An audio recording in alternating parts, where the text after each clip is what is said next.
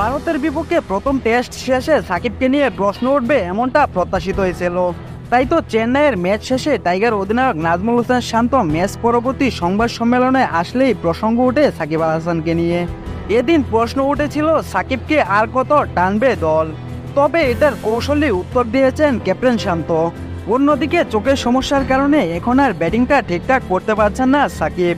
বোলিংয়েও সেই দার দেখা গেল না ভারতের বিপক্ষের প্রথম টেস্টে। চেন্নাইয়ের দুই ইনিংস মিলিয়ে পাননি কোনো উইকেটের দেখাও। এমনকি প্রথম ইনিংসে বল করতে এসেছিলেন ইনিংসের 53তম ওভারে। আর তাতেই সমর্থকদের পাশাপাশি কমেন্ট্রি বক্স থেকেও গত কয়েকদিন সমালোচনা দেখা গিয়েছে সাকিবকে নিয়ে। বাংলাদেশের একাদশ থেকে সাকিবকে বাদ দেওয়ার প্রশ্নে টাইগার অধিনায়ক নাজমুল হোসেন শান্ত বেশ কৌশলীভাবেই উত্তর দিয়েছেন।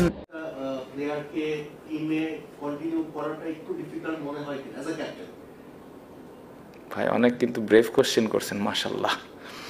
না,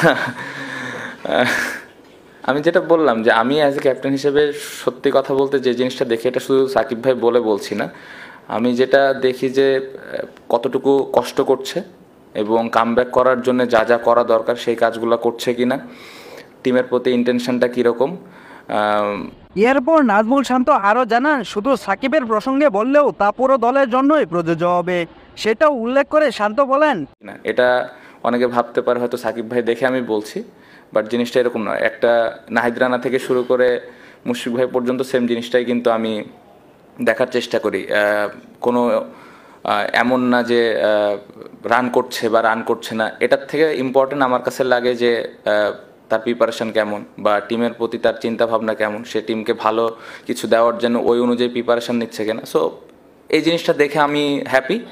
টিমে যে 15টা 16টা প্লেয়ার আছে সবার ওই প্রিপারেশন বা কমিটমেন্ট দেখে আমি খুশি।